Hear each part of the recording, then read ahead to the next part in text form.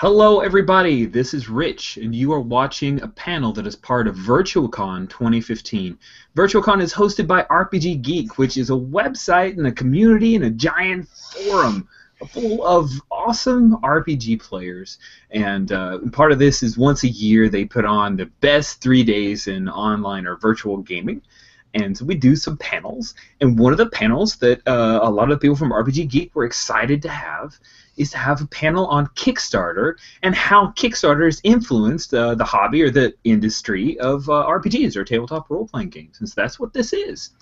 I have crowdsourced ahead of time for some of the questions, but Q&A is also on. So if you have a burning question, then feel free to ask that, and I'll try to work it into our overall slate. We have a lot of questions. I'm pretty sure we're going to answer just about all of them in an hour's time. So let me bring on our fantastic panelists and experts. So what I want to do is just take a moment for each of them. This will be a longer introduction because I want to get an idea, set the table with their experience. All of them have Kickstarter projects. So we'll start with Ellery Hamilton. Ellery, could you tell us, first of all, how are you doing tonight, and what Kickstarter project do you want to kind of talk about that you've been involved in? I'm good. It's mid-afternoon here on the west coast of the U.S. So I did Unwritten: Adventures in the Ages of Mist and Beyond. That was a Kickstarter we did in late 2013. We ended up at 700% funded, so it was huge. And I'm kind of the head project manager for that, so I do all the cat herding and sending out stuff and keeping track of things and doing the paperwork and all the ugly stuff while my husband Scott, gets to do all the fun writing. You haven't done any of the writing? Like you just herd cats? I did do some of the writing. I did a little bit of some of the design stuff, wrote a couple of short story bits that got integrated into the book, and I'm actually working on supplements now. That's my part of the writing project, is all the extra bits. Nice. Awesome. Next we have from Capera Publishing, Jerry Grayson. How are you doing, Jerry? And what Kickstarter projects? You've got like a half dozen thousand of them, I think. But so what do you want to talk about is your most recent Kickstarter?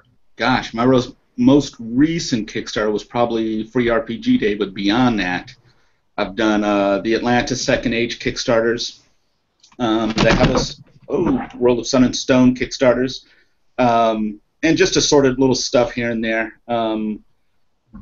Just gearing up for additional Kickstarters in the future, comic books, other role-playing games, just other shenanigans that I may need help with or want to con someone into believing in, so that they're willing to take this ride with me. But pretty much, gosh, I'm not sure. I've done all sorts of stuff. I've had my hands in all sorts of tomfoolery and chicanery over the years in RPG. So, I'm here to kind of answer some questions, or actually maybe even ask some questions. I'm sure there's probably plenty of stuff I can learn here. There may be. Okay, so next we have Kevin Crawford. Kevin doesn't have a webcam, so I apologize for that. He has not actually a space background. I was hoping he was. I was hoping he was like. Sorry to disappoint you. That's on the internet. Nobody can tell you're a nebula. So Kevin's from Scene Is it Scene Nomine, Kevin? Sine Nomine. Sine Nomine. Excellent. Creator of Scarlet Heroes, a game that I think is wonderful. I've played the heck out of that one. Stars Without Number, and a number of other supplements for Stars Without Number. Kevin, and I just probably totally stole your thunder. What Kickstarter would you like to talk about, sir? Well, I've done 4 of them so far, starting with Spears of the Dawn back in, I think it was 2012.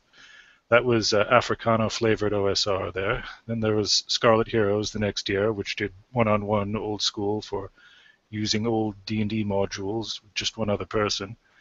Then there was Silent Legions the year after that, for when you want to brew your own Lovecraftiana and create your own primordial elder gods.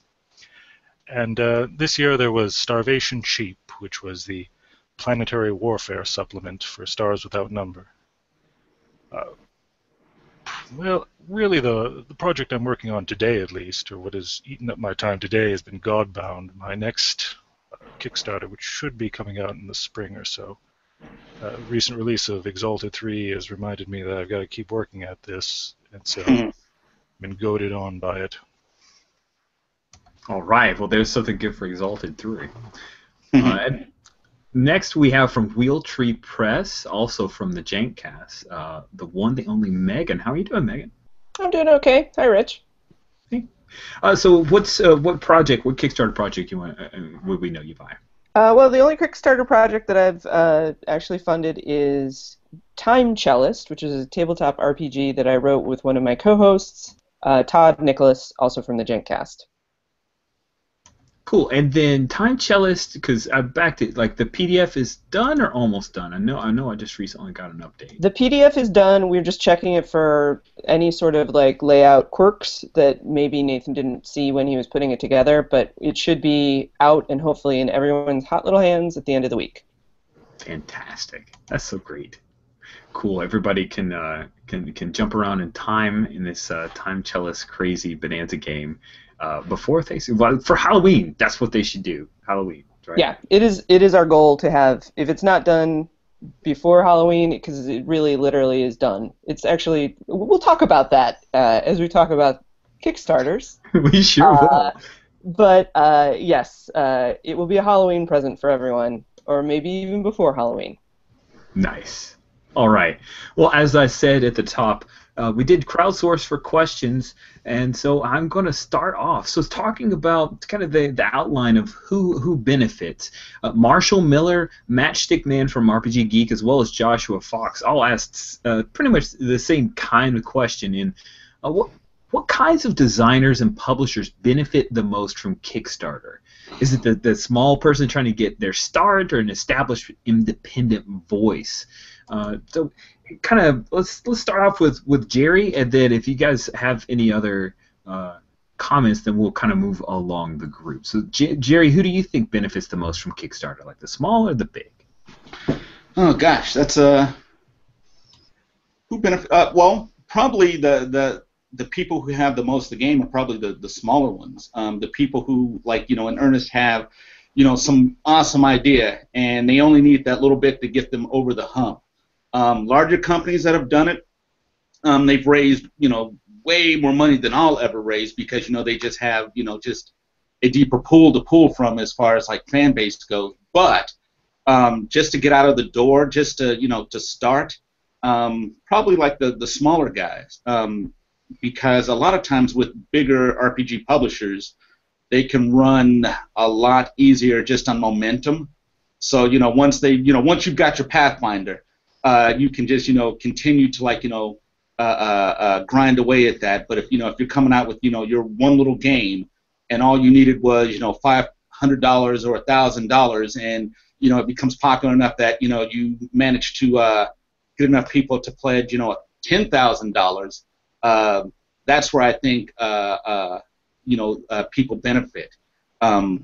Also,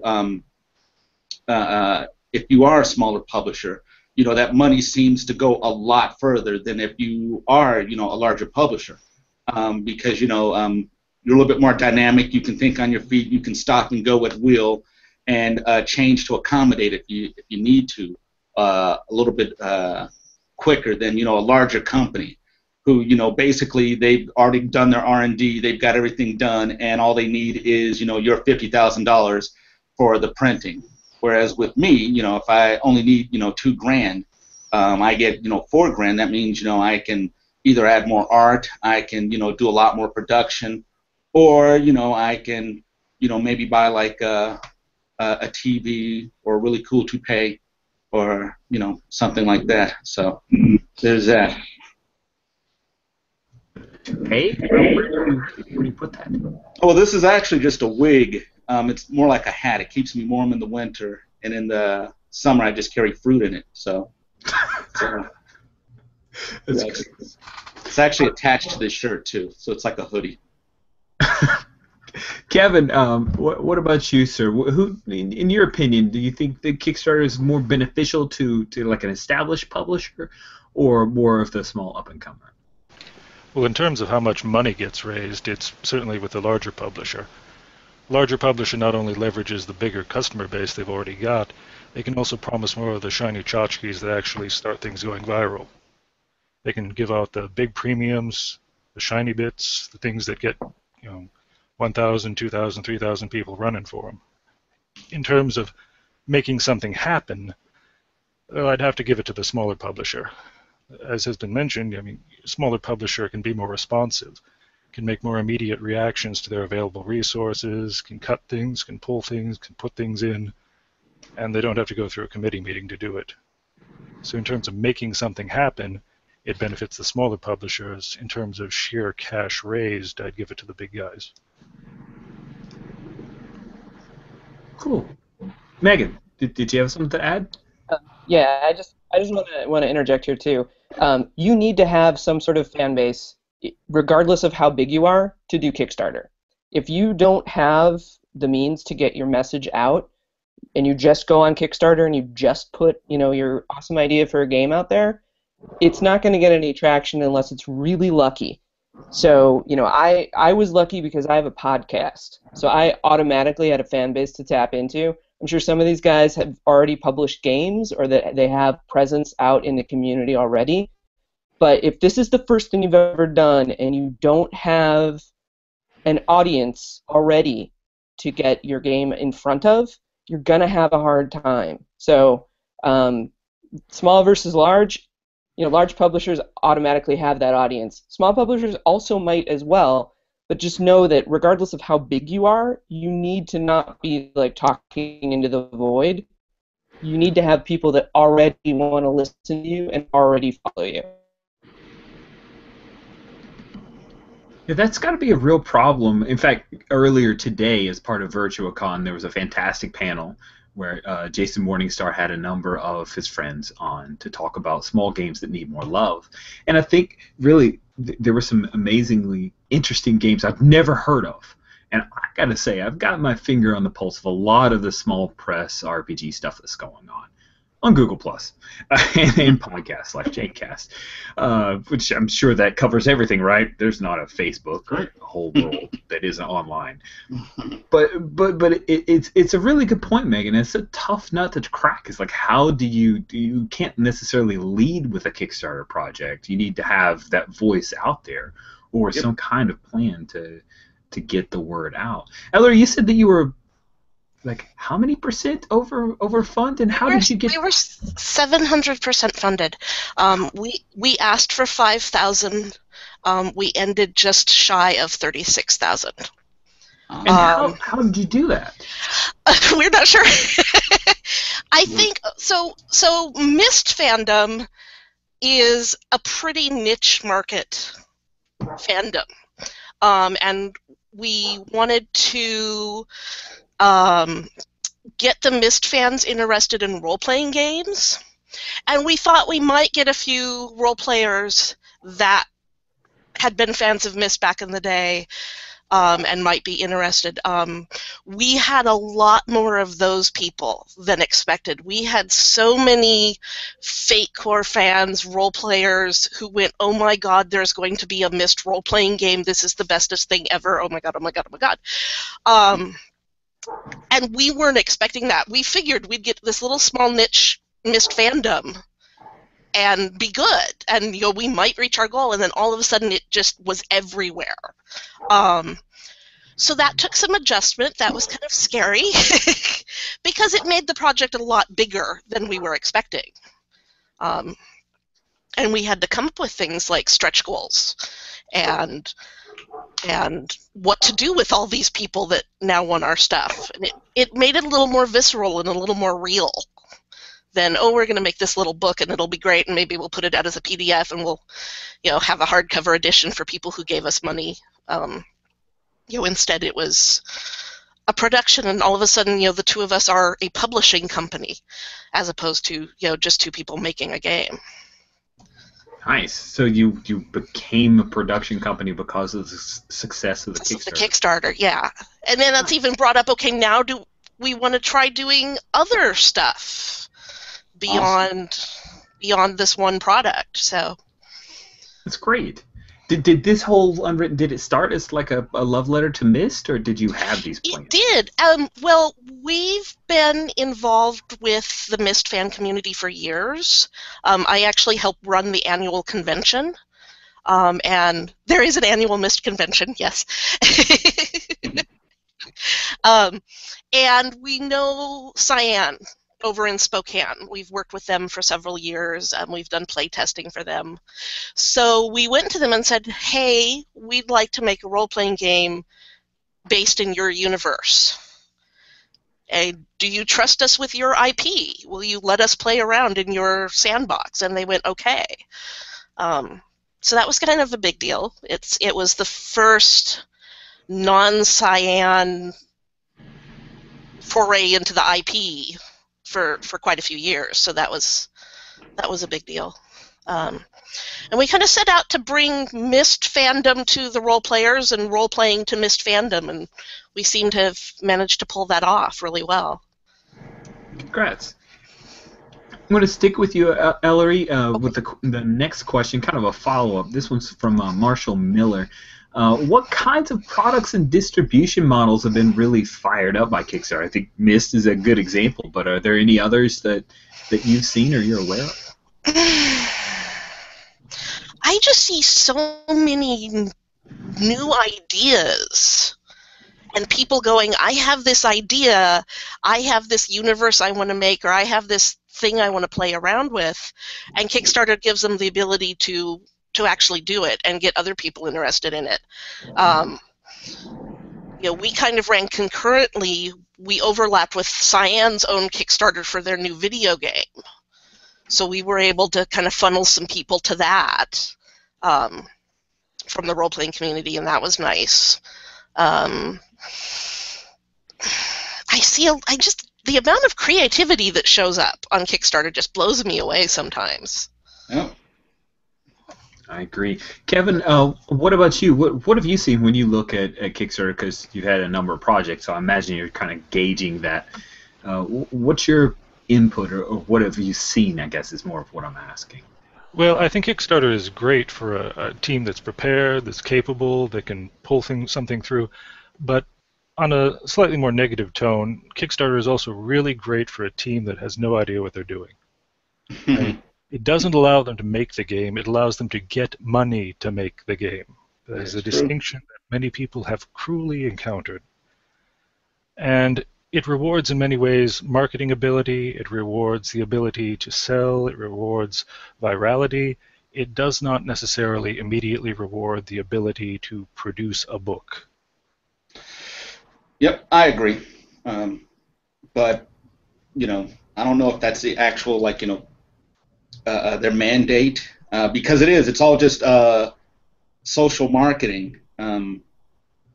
It's not necessarily a creative swimming pool. It's basically, hey, let me network, let me find like-minded people who actually believe in a product, and let's get it done.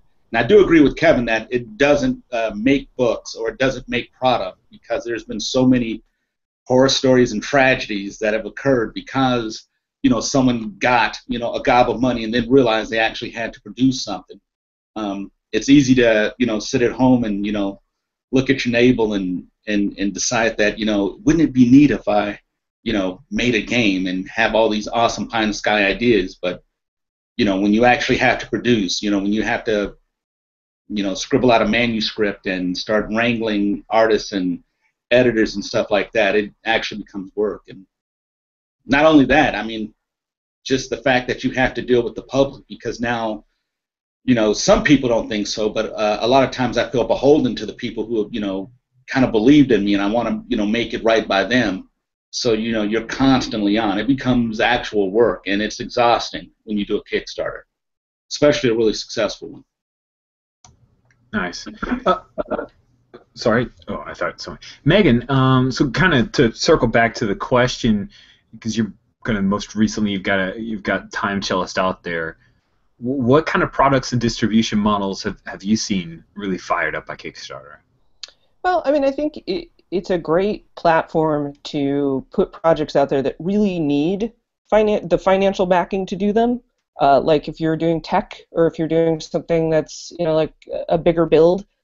I really don't think it's a great model for super small scale projects. I feel like you're better off just asking somebody for a loan and just making it.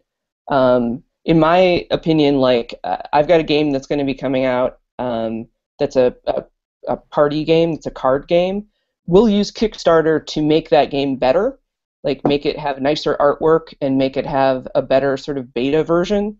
But I would have never, like now that I know, now that I've been through this, I would never use Kickstarter to like kickstart the first edition of a game. I just use it to make something better, honestly. I don't think it's a good model. I haven't had a very good time with it, I'll be honest. What's been the biggest struggle for you, would you say, Megan?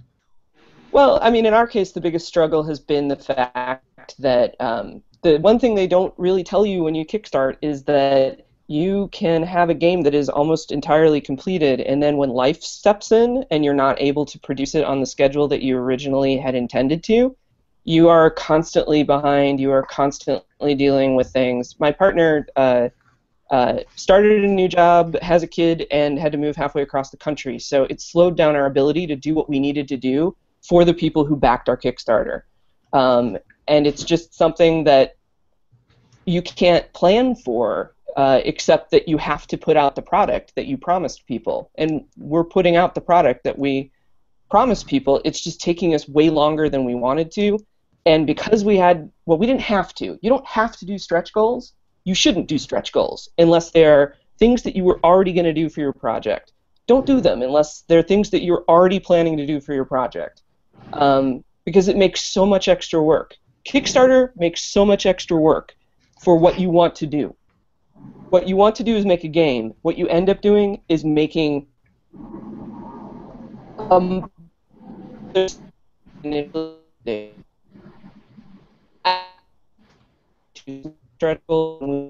didn't really do off the reservation, but they were work we weren't going to do originally, and now we're going to have to do them.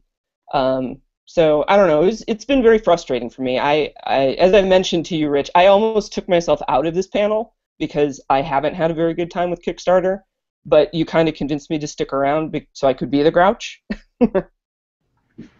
I'm really glad you're there because everybody on this panel has had experience, and I love the freshness and the newness and just your raw honesty, Megan, because that's one of the things I love about you on Gencast as well. So thank you for agreeing to stick around, and I think it's a useful voice that you have.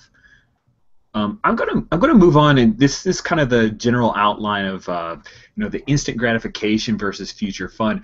Earlier today there was a thread on Indie Plus discussion community on Google Plus, which you can totally join because it's awesome. And they were talking about what are the games you're looking forward to in 2016, and one person listed out a few of their Kickstarters that have will be delivering either later this year or next year, and they said that Kickstarter is like my Easter egg present to myself of future games, and I thought that was a pretty neat point of view.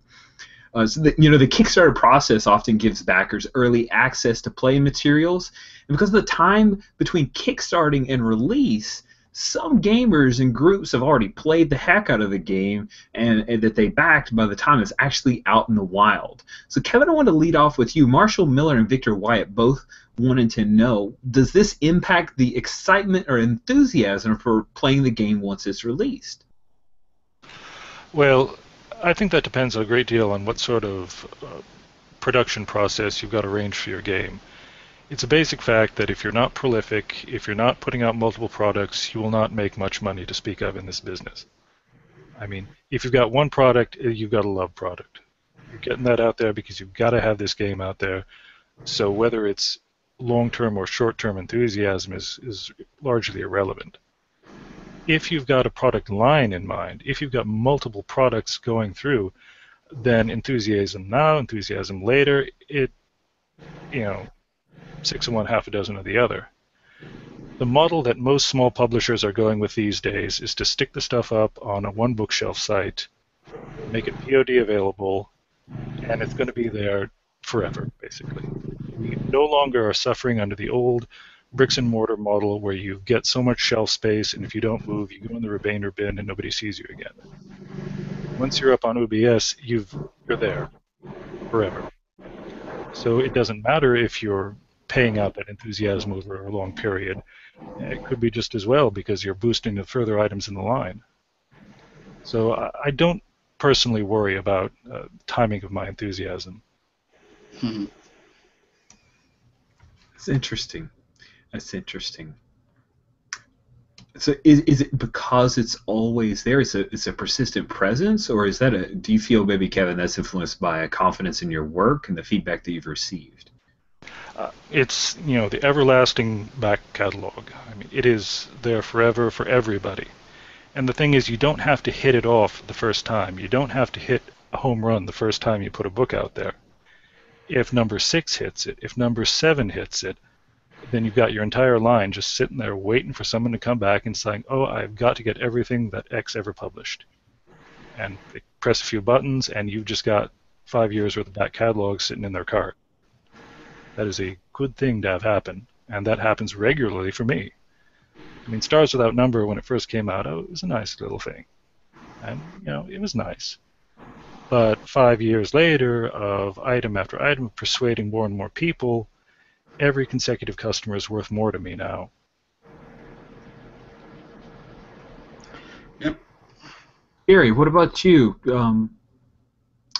How does that do you put out preview material, I guess, for comparative publishing, for Hellas and for Atlantis Rising and the other pieces that you had on Kickstarter? Do you put out any preview during the Kickstarter itself? When I do a Kickstarter, I try to have it done, and the only thing I'm asking for is that last final push. So let's say, for instance, I'm putting out another Atlantis product. I don't expect the public to completely fund it. So if I'm not, if I don't believe in it enough to actually put my own money into it or to put resources into it, I can't ask anyone else to. So basically what I'm really asking for is just sometimes art money, sometimes just, just the printing cost. And I agree with Kevin that basically the supplement trail, if you plan on actually just doing a line of RPGs, basically your supplements are reminders to go buy the core book. So if you are in a physical store and if people are reordering, they usually reorder only when there's a new supplement that comes out. Unless you've got some kind of gangbuster killer Fate, which is essentially it could stand on its own. But it doesn't hurt to have these other books. So that's why a lot of times, or at least for me, anytime I release a supplement for a game, there's a boost in the sales of the core book because they're buying the supplement, they might as well buy the core book and set that on the shelves as well. Also, with PDF sales on RPG Now and Drive-Thru, the more product that you have, the less you have to depend on that one core book to sell it. If you've got 20 SKUs for one book, and those 20 SKUs are maybe $2 a piece. People aren't spending a ton of money, but you've got this constant revenue coming in. And that's basically, how my model works. As far as enthusiasm, sometimes, I guess, you want to keep that momentum going, but depending on what, your expectation is with the Kickstarter, you're either, using it to print so you have a physical book that you can get into stores, which, it doesn't matter if that, initial, a honeymoon is over because, you're going on to the next stage where, boom, you're now in a store and now it starts all over again. If it's some type of micro-published thing that you're doing a one-off of, then yes, you want to keep, the heat going as long as you can. Because that's what you're riding on. But I guess it just depends on what your expectation is and what type of model you're going for. Me, I've done this since 2002, and I'll have really good years. Sometimes I'll have mediocre years or just years that are stale. And it just depends on what's going on at the time, what's in the air. If you hit at the right time, there's a lot of mitigating factors that will determine your success with the product or not. But yeah, the more products you have, the longer your tail, and the more likely people are going to jump on here or there. If that makes any sense. Interesting. And the whole, I don't know how else to call it, but like the supplement treadmill. That's Yep. an interesting perspective. Yeah, that's how it works, man. The more supplements you have, because you're not selling supplements. You cannot make money selling a $13 book that, depending on how many you print, and if you're a smaller company, you're not printing, 5,000, 10,000 books, of a supplement. More likely, if your, game is incredibly popular, you're printing maybe 1,000 of those things. And the reason you're printing them, and the reason you want to get those in the stores is because it helps sell the core book. You're not doing it to, oops, sorry about that. You're not doing it basically just to, to fuel it, because you could put those up as PDFs and actually make more money. But if you're selling core books, you got to do supplements, because that's what will get you the restock. Interesting. Ellery, I want to kind of jump over to you. First question I have is for Unwritten. How long was the time from when the Kickstarter ended to when you were able to put out Unwritten? Put the book out. We had budgeted in a year because we were pretty much done with the book. There was some fine-tuning stuff, and we were actually waiting for Fate Core to come out to finish up some stuff. And then we were actually able to hire Lenny Balsera to do a developer review, because it turns out he's a huge Myst fan. So he took a look at the book and said, "This is good. This could be better, and here's how I think it could be better." And so we ended up taking a whole another year to do a big rewrite of it. So it just came out this May. So about a year from our original estimated release date. But we kept everybody updated. I mean, we just kept telling people, this is what we're doing, we're doing this rewrite, this is why we're doing the rewrite. And we didn't get a whole lot of pushback on that. People were pretty okay with it. We had a forum for people who had backed us at a certain level and above to look at beta versions of the manuscript and give us ideas and poke at things. And we got some pretty good feedback from that too. Other than that, we didn't really have a lot out there for people to play with beforehand. We didn't do a quick start version before the book came out or anything like that. And then once the book was ready, we're just going through drive-through. We're just going through one bookshelf to get it out there. So then there was lots of ordering and mailing books and waiting for feedback. The old garage full of books thing from Kickstarter. That's great. Yeah. I'm going to skip over Megan and kind of jump ahead. We're a little halfway through the panel, so I want to kind of try to move through some of these other questions. Megan, and I'm curious about this one. Luke Whalen asked this question. Because people... Should Kickstarter campaigns focus more on the collectible product, like a hardcover or translations, goodies, dice, T-shirts, and so on, than on the actual gameplay content because of the amount of time from a preview version to the published version? Should they worry about a physical product? I think it depends on exactly what it is you're kickstarting. I mean, as a consumer of RPGs myself, I like to have a physical book.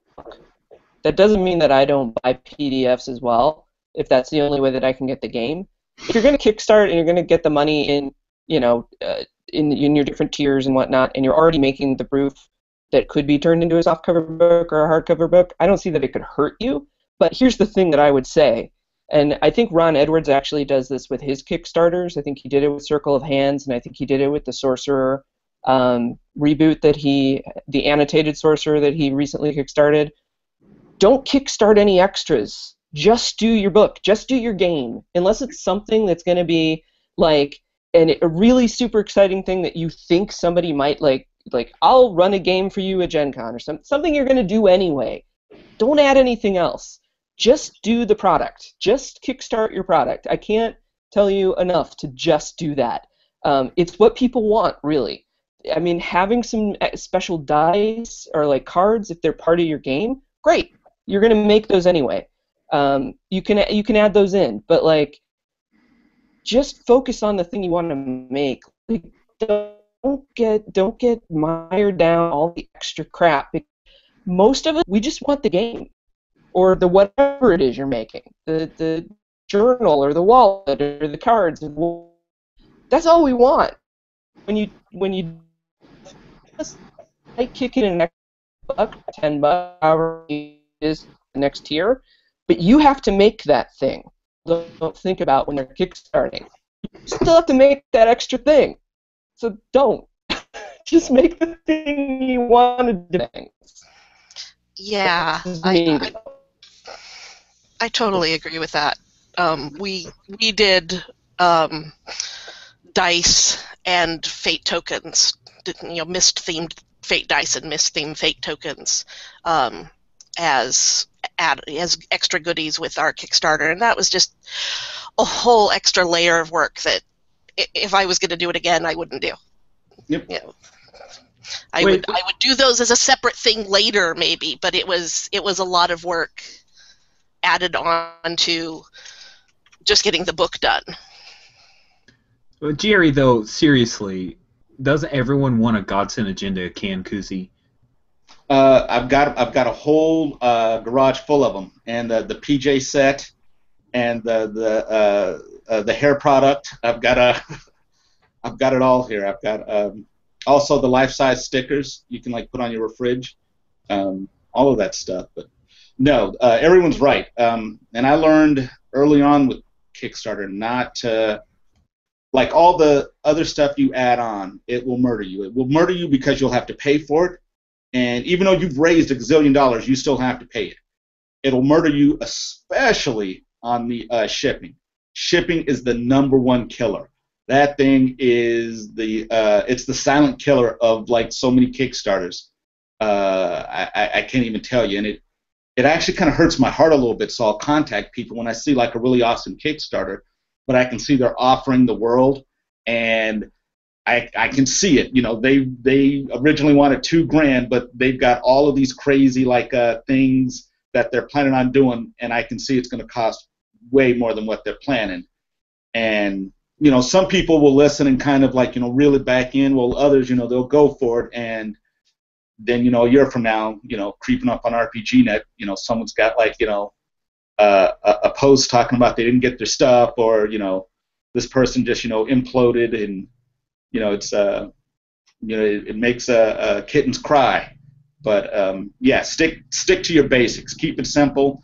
In fact, if you can, which I do on my Kickstarters now, is that, you know, you pay for the shipping, because the shipping will kill you, especially when you're shipping to Europe and Australia. Those are Australia is like the Lex Luthor, my arch enemy for shipping, because it makes me sad anytime I have to. Or Canada for some weird reason. Canada's a big hassle too sometimes, but yeah. Shipping will kill you internationally. Kevin, do you have anything else to add on this focus on the physical product and stretch goals conversation? Well, the ancient Gnostics were correct in one thing, in that the physical world is the product of the devil. Any tangible object is going to hurt you terribly. I prefer to run a Kickstarter, in fact, where I never touch a physical object except to check the proofs. I do everything by at-cost codes straight through DriveThruRPG. When you're back for print level, I just give you an at-cost code for the print book. It is your responsibility to order it and to pay for the printing, and I don't worry about it anymore. I do my fulfillment in 10 minutes at the end of the Kickstart, and I walk away from it, and it is a beautiful feeling.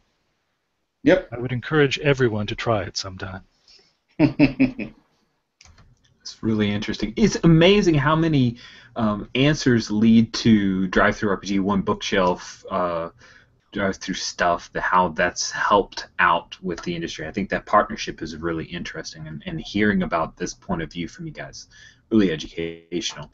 So the next question that we have around this is from Clark Timmons. This one's pretty interesting. I'm going to start with you, Kevin, on this one. It's not uncommon to see digital materials for a game that you've backed floating around the internet or in torrents long before the official release. Is there a way around this problem, and should publishers care about it? Well, I can't think of any possible way around it, so I just don't care about it. If it's nothing I can do anything about, then stop thinking about it. Most of the time, you have to drag people to pay any attention to what you're doing. The act that somebody's actually going to some extra trouble to steal from you is, kind of nice of them, really. It's just not something that matters much to me. Any different opinions on that one? I would imagine it'd been a little bit more heated. Anyone opposed to Kevin's viewpoint there? I mean, I am not as familiar with my co-panelists' work as I should be, but we all do games, right? Small, independently published games. Anybody who plays my game, I'm delighted by. So if they get it off of a torrent, like he said, that's kind of a compliment that somebody took the time to steal it. I mean, I don't want them to. I'd like them to pay me for it, but I'd rather that they play my game. It's stealing. I mean, a lot of people try and justify it that, if I like it, I'll go back and pay for it, which, has never happened as many times as my game has been downloaded. However, the only way I could stop anyone from stealing my game is by keeping them in my closet, and not release them to the world until the internet finds some way, or people, basically, I guess, decide they're going to stop stealing stuff. There's really nothing you can do about it except that, just thank the people who actually did go out and purchase your books. And be appreciative of them, because you can. And what kills me is sometimes I know exactly who did it, because some of them have actually put watermark books up there with the PDF. You're like, or how many you've given away, and where it's being torrented from, or who uploaded it, and there's nothing you can do about it except maybe contact them and say, hey, that wasn't cool, dude, but what are you gonna do? Cool. Ellery, any different viewpoint from you? Not really. I mean, I can see where backers do get upset if they see, a torrent of something before they get their copy. But there really isn't anything that you can do from a publisher level. Once that digital thing is out there, somebody's going to get a hold of it. Somebody's going to, even if you password protect the PDF in Acrobat Pro, somebody's going to figure out how to break that, and get it up available for free somewhere. They're going to torrent it. They're going to, and so there really isn't anything from a publisher standpoint to do except go, wow, that really sucks. I'm sorry that somebody is streaming my stuff for free before you get your physical copy.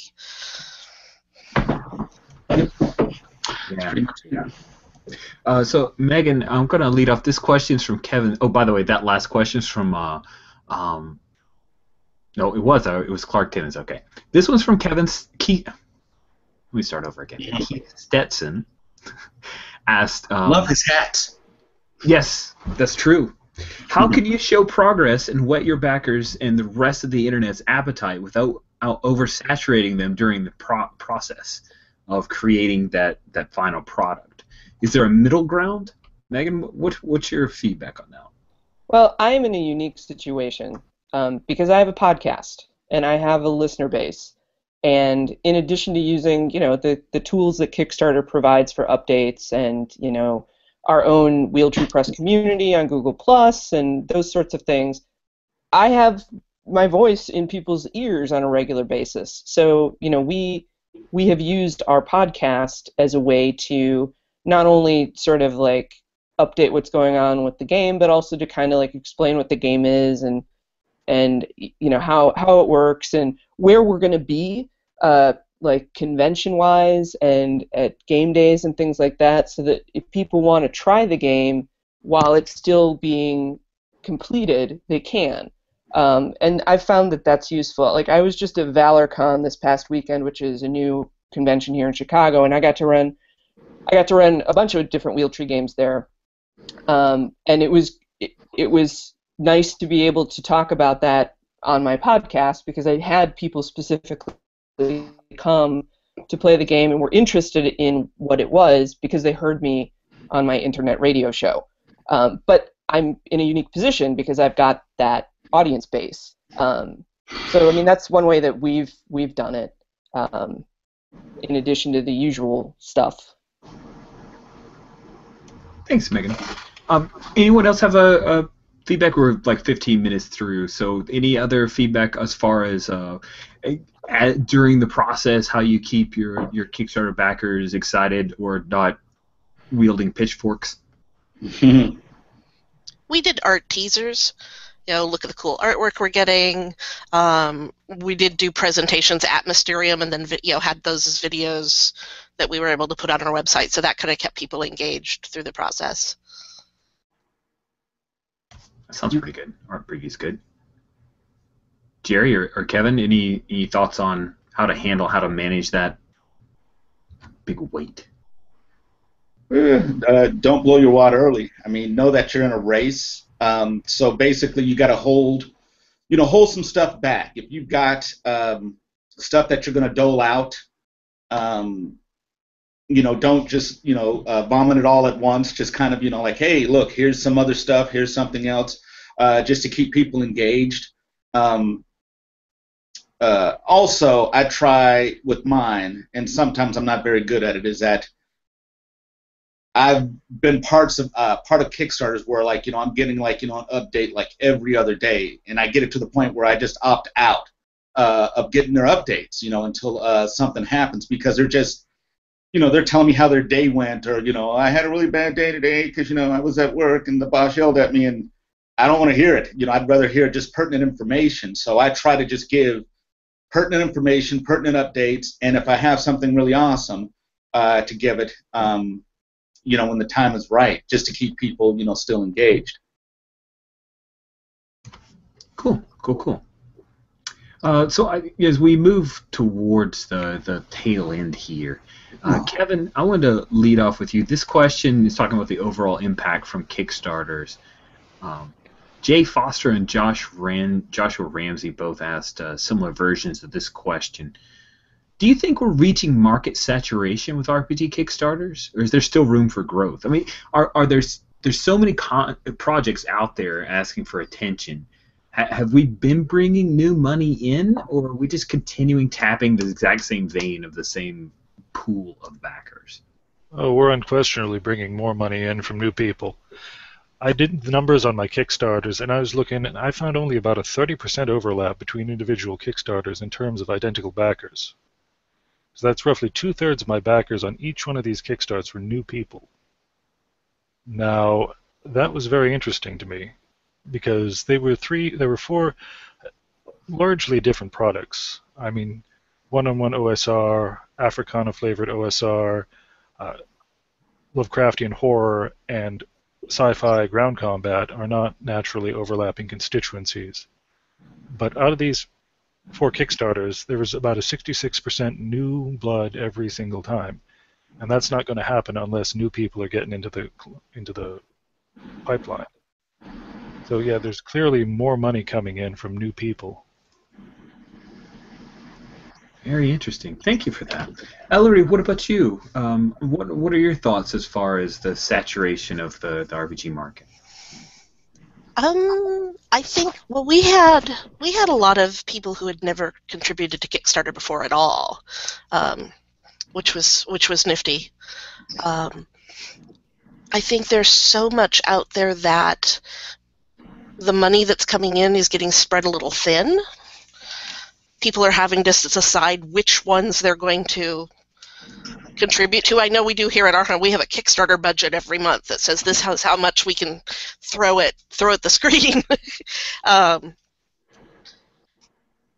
Whether it's reached a saturation point, I don't think it has, because there's just so much interesting stuff happening that people are able to find stuff that they're really interested in rather than just, oh, look, here's another, of the same old Kickstarter, and I'll put money in it. And and those are always reaching, and like he was saying, those are always reaching new people in different genres and different levels of interest. So I think it's pretty full, but I don't think it's saturated. Cool. Yeah, I've got the little Kickstarter budget as well. Megan, what about you? What are your thoughts as far as the kind of saturation? Well, I mean, here's the thing. Just from a personal standpoint, we had a number of people contribute to our Kickstarter because they're excited about the artist that we got, and they wanted to see his artwork. They're not gamers. So from that perspective, those are new people that are buying games, but they're not really buying them to play. They're really buying them because they want to see the artist's artwork. So that's new blood, definitely, and I'm sure some of those people, when they get their game, they're going to maybe play the game, which is great because that means there's new gamers. But I think, honestly, I feel like, and this is just me speaking as a consumer of Kickstarter products, I feel like we've gotten to the point that indie bands have gotten to many moons ago, where everybody makes their own, like, CD, right? We all have our CD, and it's like, oh, hey, your CD's really cool. Oh, give me $15 for your CD. Great. I have a CD too. Oh, hey, great. Here's $15, and we've just exchanged the same $15. And I know that that's kind of really like generalizing it, and we're not all having our $15 CDs on equal levels, and everybody has different products and stuff. But I do feel like I am buying a lot of games from game designers who are buying games from me. And I feel like that we've kind of hit, because of Kickstarter in some ways, which is awesome that we can all make our products now. But I think that we're at the same level now as like an indie rock scene where we all have our stuff and we're all just sort of trading it. So the only people who are making money are One Bookshelf. Kickstarter. All right. Jerry, it sounds like you got a helicopter landing pad going on there. That's right. This is my house sits directly under a path where anyone who's taking a tour to the Grand Canyon from Las Vegas, they pass directly over my house. So, there's a constant stream sometimes of helicopters going out to Arizona to, look at that big hole in the earth. I hope that the real estate agent made you aware of that. No, it's really cool because I live like on the outskirts of town. So if it wasn't that, it would be coyotes or some other shenanigans. And plus, I got my window open because I'm inconsiderate. Jerry, I'm going to stick with you on one of our last questions here. This was sent up by Philip Nitzel and Jay Foster. Those are my two favorites. Oh, nice. It can often be difficult for brick and mortar stores to get their hands on products that were kickstarted, at least soon after release. Do you see this as a problem? Is Kickstarter affecting the friendly local game store on other levels? I guess it depends on what level or what magnitude you're publishing at. If you're just doing print-on-demand books, then you're going to get your books online. And if your model's set up like that, that's fine because that's where you'll get them. Like some of my stuff, you can get print-on-demand or you can get it in a store. My whole model is basically, I guess I'm kind of a hybrid between like traditional and the new way publishing is going digitally. So let's say, for instance, with Atlantis. We did a traditional print run of that one. That one goes into distribution through my fulfillment company. So I send the warehouse books so that they can disseminate those books to the world.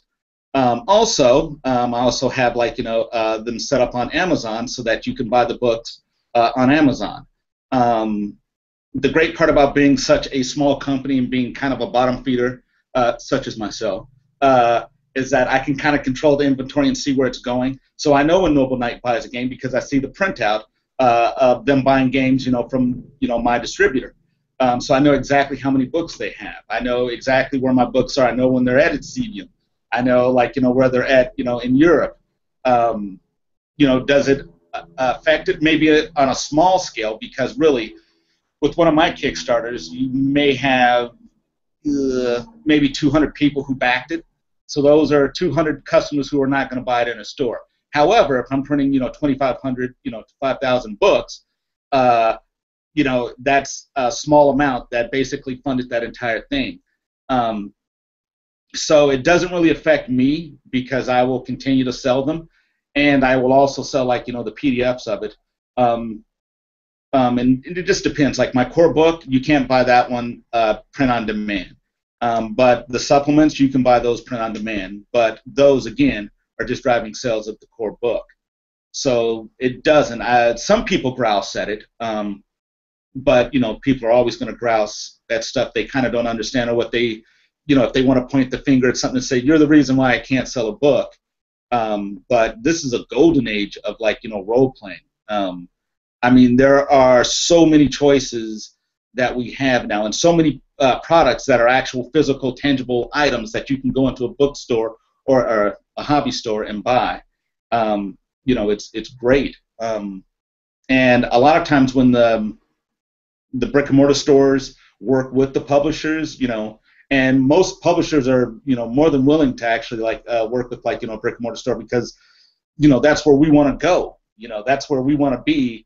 And hang out at. I would much rather give somebody full price for a book than to buy it online cheaper, because I'm supporting my local scene and I'm part of that community. And any brick and mortar store or that wants my product, I'm more than happy to try and help and figure out some way to get them that book. And sometimes it's really weird because they can't get the book for some reason or another, and then I have to make a little bundle for them, or contact IPR or contact Impressions and have them send them a special care package to get it to them, because for some weird reason they can't, because they're in, I don't know, some weird spot on the planet. But no, I don't think it hurts, or at least it doesn't hurt me, or it has not affected me. But like I said, I'm not a giant. I'm that guy with the scooter going around nailing flyers to poles. So. Kind of indie rock guy. Okay, cool. Sort of. Ellery, what about you? What's your thought on the impact of brick and mortar stores? We went straight to print on demand through One Bookshelf. So we haven't, other than me being able to hand deliver and gift a couple copies to our favorite local store because we did our launch party there, we haven't been able to get into brick and mortar stores at all because of the price point difference between what they want to buy the book for versus the cover price. I haven't done a big, huge marketing push that direction, but that's the information I'm getting, is that even if I sell just slightly above cost, so that drive-through gets their cut and we get a little bit, that's still not going to be low enough price that brick and mortar stores are going to want to buy copies. So that may, take some adjustment on the brick and mortar stores part, deciding that if stuff is print on demand, they need to adjust how much profit they think they're going to get off of a book. Mm-hmm. I don't know. It would be nice. I would love to see Unwritten in every single brick and mortar store out there and people clamoring for it, but it is what it is. It is. I could have a whole panel around brick and mortar stores. That'd be pretty interesting. So I'm going to come up with the closing thought, kind of the last question. This came from Matchstick Man on the RPG Geek forum thread that I started asking for questions. I think it's pretty awesome. This will be a takeaway moment for everybody. Start off with Megan. What is the most important lesson that you learned from publishing or watching others publish via Kickstarter? You say stretch goals. Don't. No, just don't. Don't do it. I don't recommend it. Let me revise that. If this is your first project that you've worked on, or your first game, or your first idea, just don't do Kickstarter. You don't need that much money to self-publish, and unless it's the super greatest idea on the planet and everybody's going to want a piece of it, just invest some of your own money in it and do print on demand or put it together and see if there's a market for it. I just did a panel on game design for Valorcon, and we all kind of were talking about the first couple games that we designed and how they're not the games that we are like actively promoting because they weren't necessarily the greatest games on the planet. If it's your first thing, just don't kickstart. Don't do it. And if you do, only kickstart that one thing that you want to make. Like, that's the biggest thing I've learned. And also, whatever your goal to fulfill your Kickstarter is, multiply it by 5.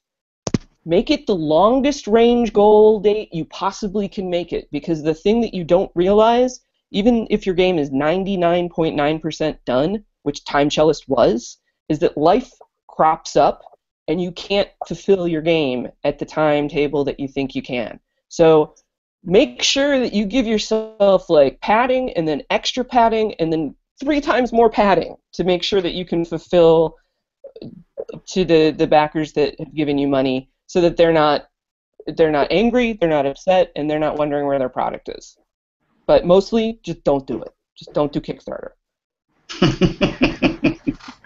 Thank you, Megan. I appreciate that. Kevin, what about you? What's the most important lesson that you've learned from your Kickstarter projects? Well, I'd agree with Megan that if this is your first rodeo, don't do it. I mean, if you haven't walked through the basic processing steps for getting an idea into a print form, then no, you're not ready to do a Kickstarter. You're not going to learn these things in the course of the 6 months you got between collecting the money and waiting for people to actually demand the book. Now, I put a long list of my Kickstarter workflow in a freebie I did about 6 months ago called The Sandbox. I'm sticking it here in the chat box here. It covers exactly what I do when I go ahead and do a Kickstarter. And one of the most crucial things is to have your stuff ready before you go.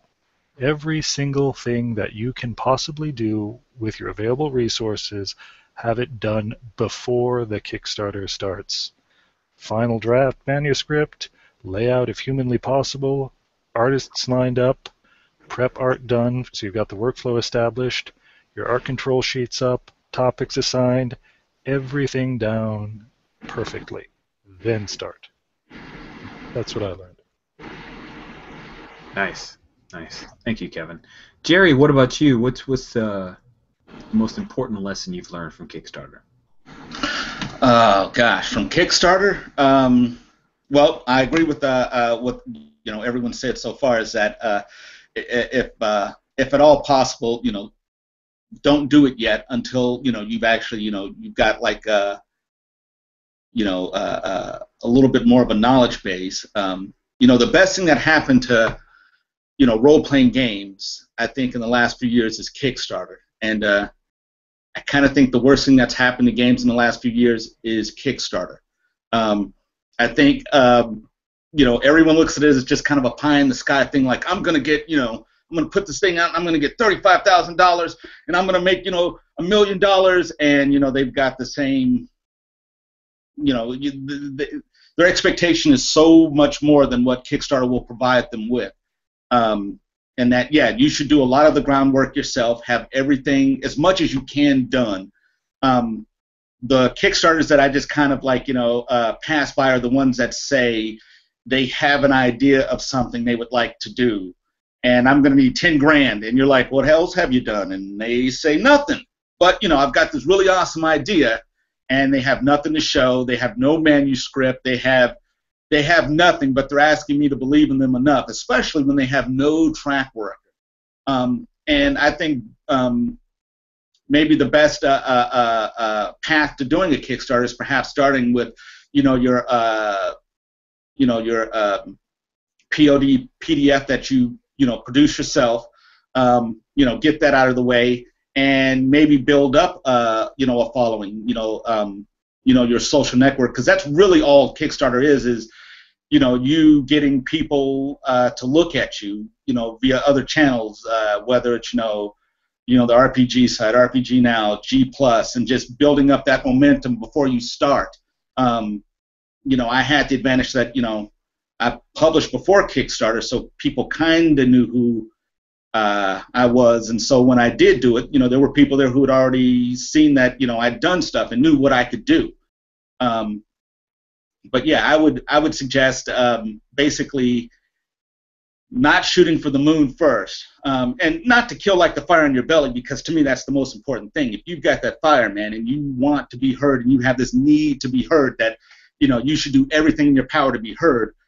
Just don't expect me to give you $5,000 to do it, and to kind of shrink that expectation down and start small, and you will have a much better time. You'll have way more fun doing it, and it won't hurt as much, and you will not come home from your real job, sit at your computer and go, oh, now I got to do this.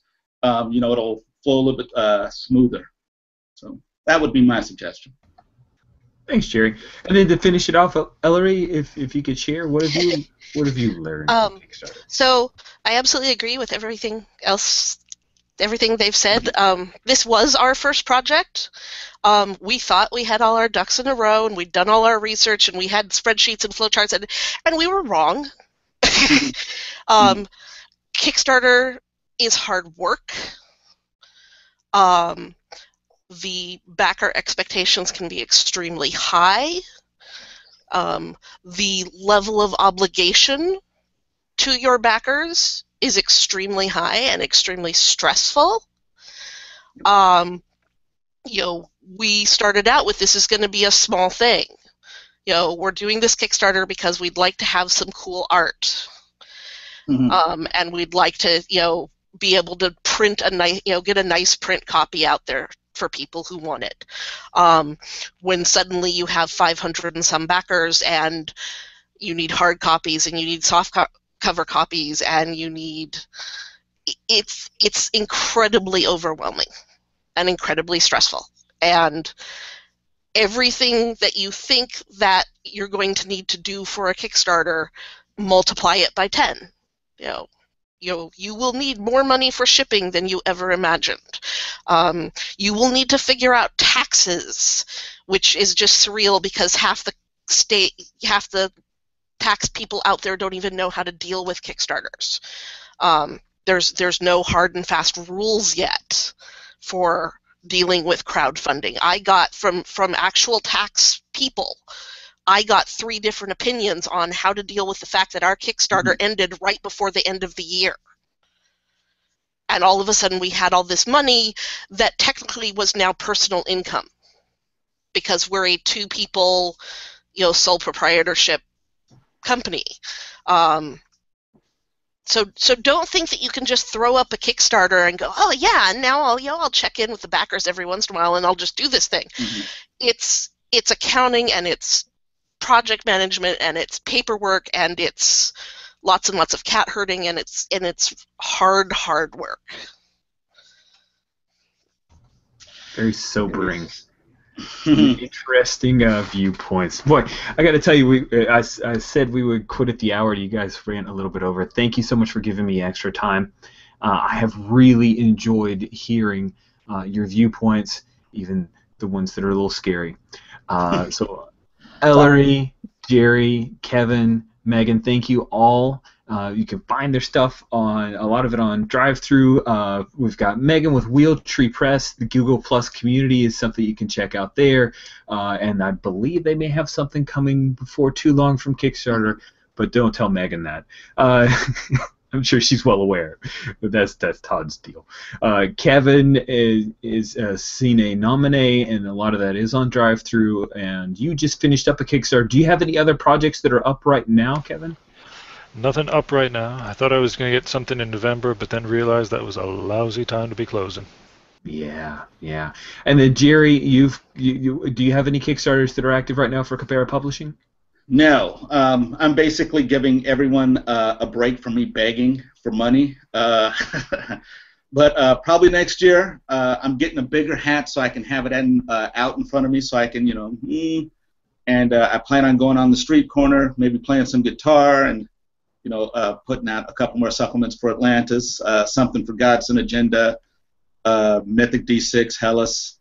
I've got so many things that I want to do, but not enough time to do it because I'm a control freak and a little bit manic. So Nice. And then Ellery, as you said, Unwritten, you're working on some modules. Any other products that are coming for Unwritten?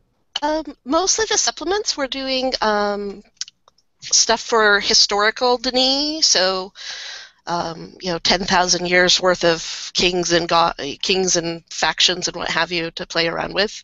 We're going to do some stuff specifically focusing on the characters and the ages that were in the games, and then we're going to focus on the modern Denis exploration in different ages. We've got some ages that some of our backers wrote that go into that one. Cool. I want to circle back because I kind of spoke for Megan. Megan, are there any other things that are coming from that you wanted to chat about? Ironically, I think the first game that Wheeltree Press will actually have available for sale is a game called Greenlight, which is a creative party pitch game where you play various studio executives who are pitching ideas for movies and TV shows. It's sort of a Cards Against Humanity, apples to apples sort of mechanic, and it's super fun. Awesome. And that we're going to do through drive-through cards. So. Nice. Awesome. Well, again, thanks everybody. I just want to give everybody, if people wanted to find out more about these fantastic people, I want to give you each a chance to plug a little bit. So thanks, and thanks again. Virtuacon is almost over. We have the remainder of Saturday night. There's if you're in Europe, there's a D&D 5th Ed game at 4:00 in the morning my time. You should check it out. There are a lot of seats that are open. Unwritten there's a game of Unwritten that's coming up in just a few hours, and I think there's some slots open there. You can find that out by joining the Virtuacon Google Plus community. There's an ongoing hangout that's happening for the entirety of the con. You can jump in there. It's a video hangout that's going on right now. It's called the Silver Unicorn Tavern, and there are lots of friendly people there who can help you find the game. So please do jump in. And also on Saturday or on Sunday morning and out into the evening there will be games as well. So thanks to all my panelists. Thanks for watching, and I hope everybody has a great night.